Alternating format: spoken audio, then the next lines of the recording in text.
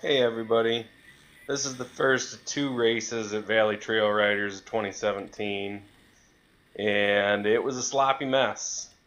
The night before, it rained all day, and it rained for about an hour right before the race, um, and it was a hard race.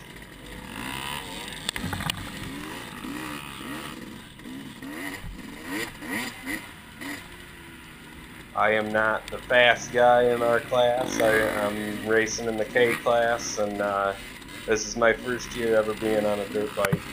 I used to road race quite a bit, but this was something to get the dirt bike out of the garage and actually start using it.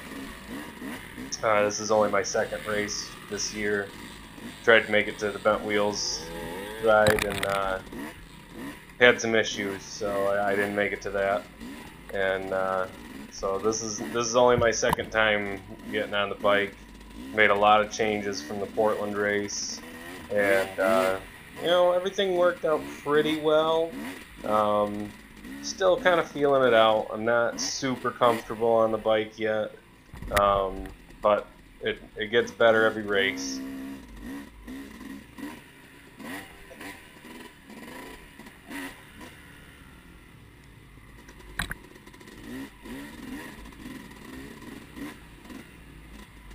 I made the mistake of starting the race with goggles on. I didn't have any peel offs, and I just got caked with mud right at the very beginning, and I couldn't see anything. So right here, I had to pull off and clean the goggles, try and get my sight back a little bit.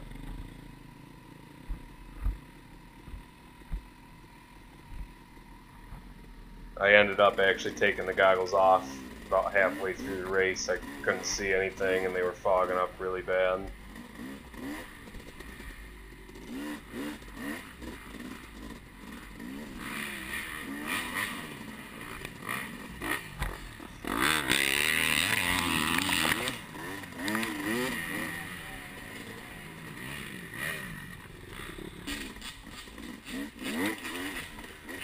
So my camera doesn't have the best battery on it.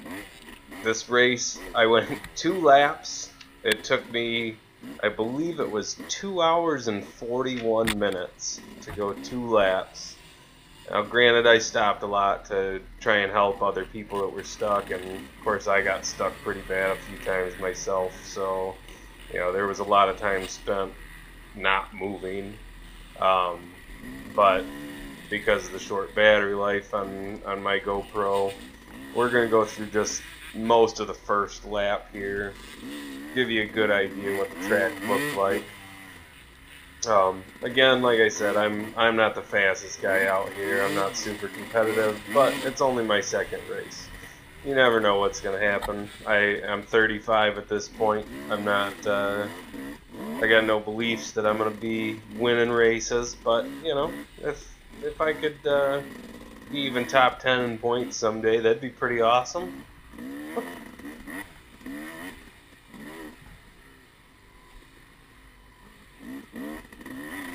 So this bike is a 2001 YZ250, and after the Portland race, at the Portland race, it was completely stock. Nothing had ever been done to it. Still had the original tires on it, which were pretty bald. Now, the first thing I had to do was go out and get some different tires, because, well, the stock tires were no good for racing in Michigan anyways. They're not good for sand or clay or mud, so I went with a Metzler medium soft. And after that first race, my left hand was so cramped up from pulling the clutch in that I couldn't even pull it in anymore towards the end of the race. So I was just happy to finish this with that race. That was the first of many crashes you'll see. Well, I don't know how many you'll see. I edited out quite a few of them. But yeah, simple case of muddy track and maybe not enough speed to keep the tires clean. They kept getting loaded up with mud, and as soon as I would try and stop or go around a corner, I guess, front tire would just wash out. It did it more than a few times, and it was pretty rough. But made some rookie mistakes through these sections here. I figured going through the ruts that had already been created would be the best, just because they weren't filled with water, so I was actually able to see that there was some dry ground underneath. Turns out, not maybe the best idea. So, Portland was my first race in sand, which, that was super sandy. This race was almost all mud. Never raced in mud, so it's a learning experience all the way around. Yeah, after that Portland race, I put the new tires on there, and I went through, I replaced my fork seals because they were leaking really bad, and I put a recluse clutch on there to help with the clutch hand. And, being a road racer, switching over to dirt, getting used to cornering with the rear tire instead of the front brake, that takes a lot of getting used to, and I was having a hard time doing the right-hand corners with the foot brake. Left hand was no problem, obviously, but anything right hand, I was having a really hard time getting my foot on the brake and still being able to take the corner at any kind of speed. So I went ahead and put the Recluse left-hand rear brake kit on there, which was a huge pain in itself because they don't make a left-hand rear brake kit for an 01 YZ. You got to go to a 2003. I had to replace the master cylinder, blah, blah, blah. It was a huge mess. But all in all, everything worked really well mechanically. The only thing I can say is I've got to get faster, get more confident, but all in all, I think this race went pretty good. Right here, I got stuck under the bike. That was no fun. A couple guys had stopped and tried to help me out. I got unstuck right as they were stopping, so thanks guys if you're the ones that stopped, but guess I didn't need you. There were a few other times in this race I definitely needed help and would have loved if somebody had stopped, but it's a race and you don't win races by stopping.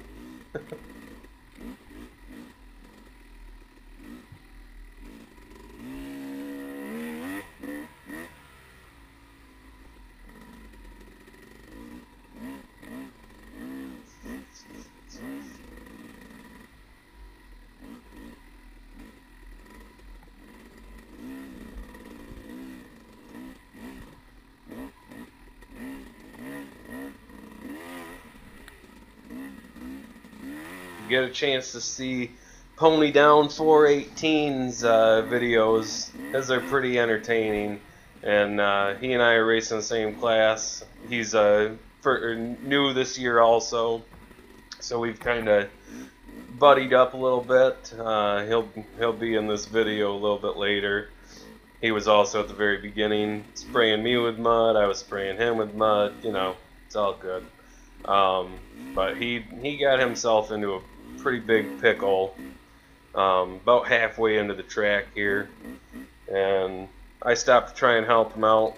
I didn't leave too much of that footage in just because I know that his videos have more in-depth stuff, so don't want to steal his glory. But yeah, he's really entertaining, and his videos are usually pretty good. This is my first attempt at even editing a video, so I apologize if it's glitchy or bad angle or bad sound. I do know that as the video goes on, some of this footage was almost unusable, but I wanted to leave the cool stuff in the track in the video.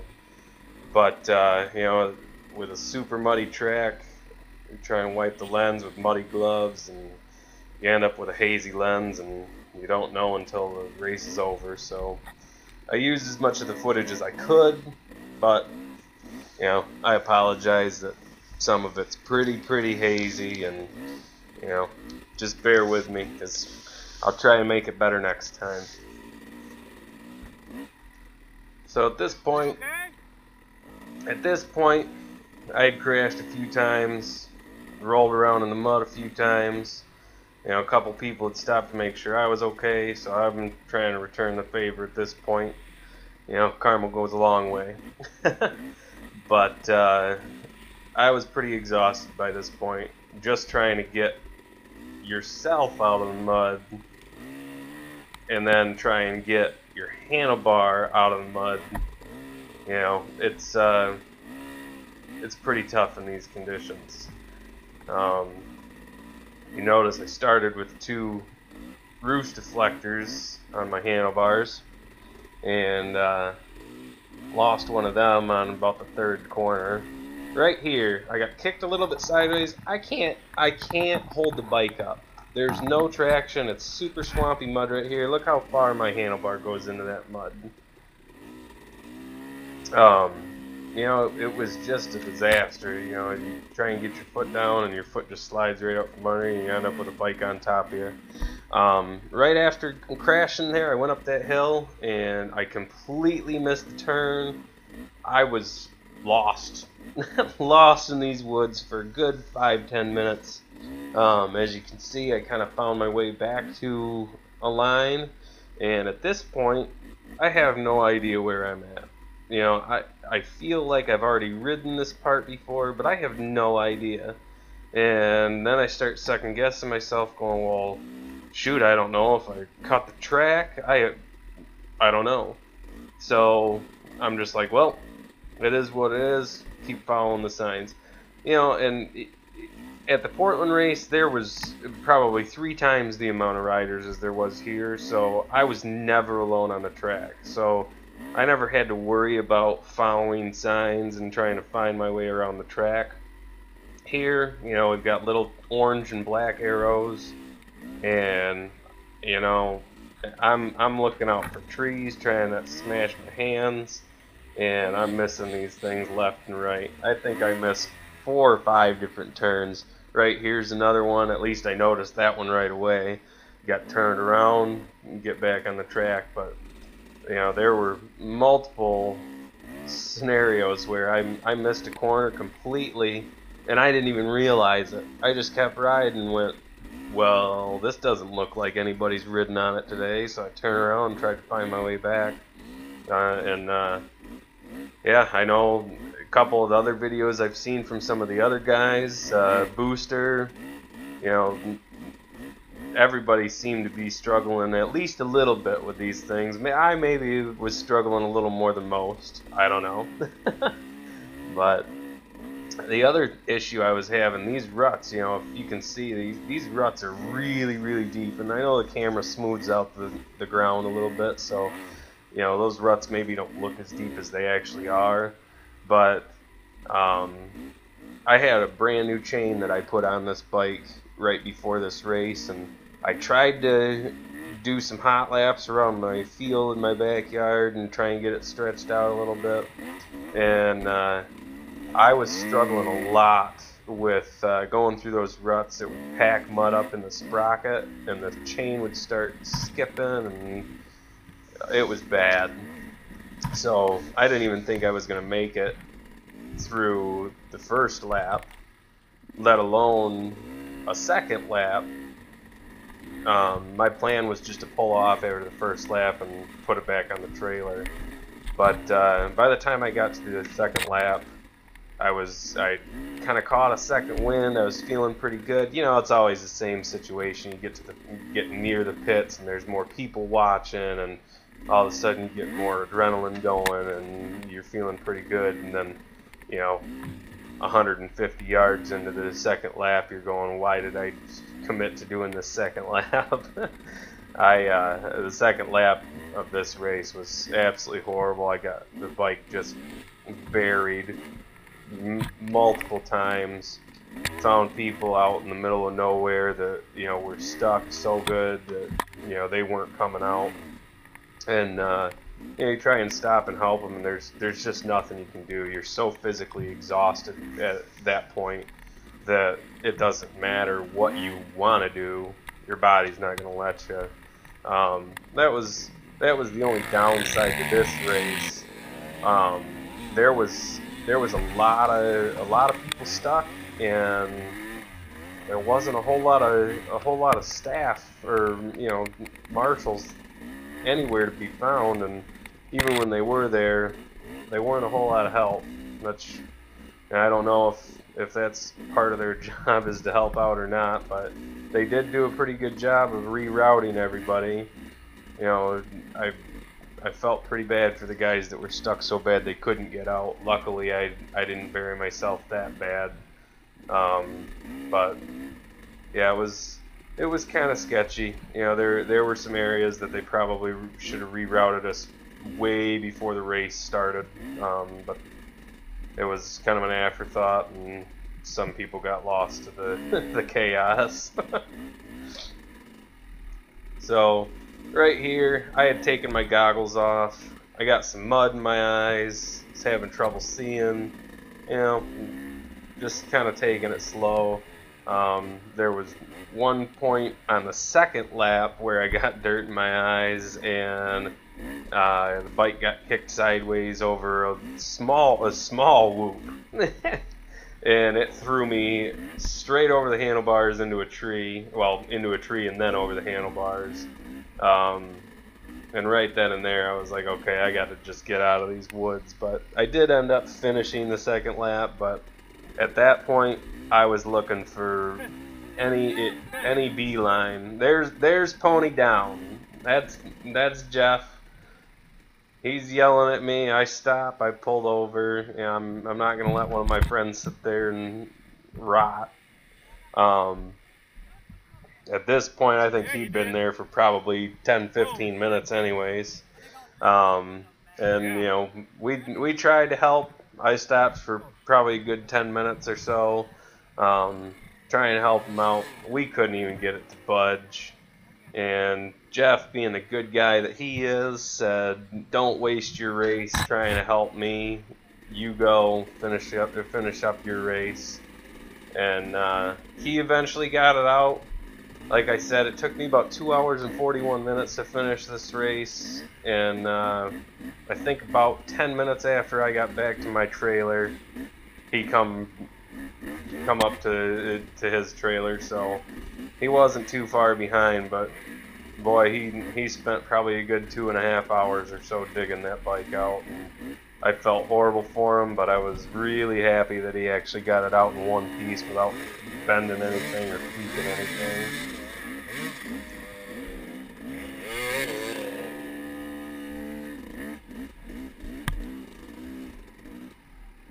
So if you watch Pony Down's videos, you'll hear him say a few times in there. Here's a good soup hole I get stuck in. But you'll hear Pony say how he hates his recluse, or well, I think it's the recluse that makes his KTM sound like a moped. And, you know, if you listen to my engine, it's doing the same thing. I think it's just the slipper part of it. You know, it's taken over, and boy, it sounds like a big turd unless it's on the pipe, but that clutch sure is nice. You don't have to worry about it. So there, that super nice fella, didn't even get his number. I have no idea what his name was, but he sure helped me out there, because I wasn't getting out of that hole. It was buried up to the rear number plates, and yeah, it wasn't coming out. But luckily he was willing to stop and help, and we lifted that bike straight up and got it out, and everything was good. But by that point, I was absolutely exhausted from trying to lift that bike up. So, you know, I needed to take a little breather there. It wasn't anywhere near as aggressive as I was. Even though I'm not the most aggressive rider out there, I was really taking it pretty slow by that point.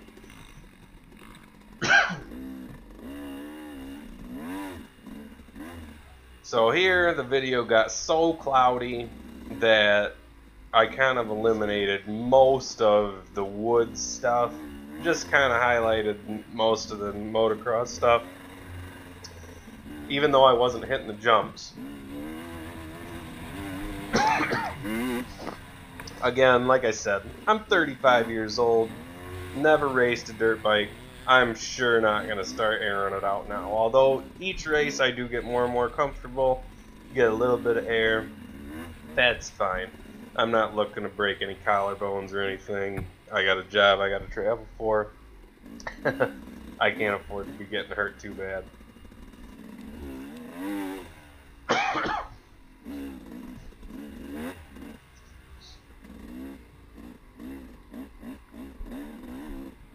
So this, I wish I had the footage from the second lap, because this little whoop section here, I hit it pretty slow right here. The second lap, I hit it pretty quick and just went right through it, and I was pretty excited about that, because, you know, I see stuff like these big jumps, whoops. I'm not used to any of that. I'm used to just riding trails or, you know, flying through a field. So you get into stuff like this, and it's pretty sketchy to me. Now this area right here, you know, coming up here, there's a log jump. That freaked me out. I normally would have gone around it, but they had tape up forcing you to go over it. And so I had to just pony up and get her done, and I loved it. I had no problems with this obstacle, and I would do it over and over and over again all day, every day if I could. It was awesome. So from now on, if there's enduro sections at any of the other tracks, I'll probably try it. You know, I didn't seem to struggle with that at all. Now this is their old clubhouse, and you know, I know in everybody else's videos they show it too. It's pretty sweet. You get to ride through an empty trailer, still got the furnace sitting there. You know, some of the stuff like that they did made this track really, really fun to ride. So, you know, even though it was a sloppy mess and everybody was ticked off because they got stuck, because I don't think anybody didn't get stuck. You know, it was just cool because there was stuff that you won't find in any other track.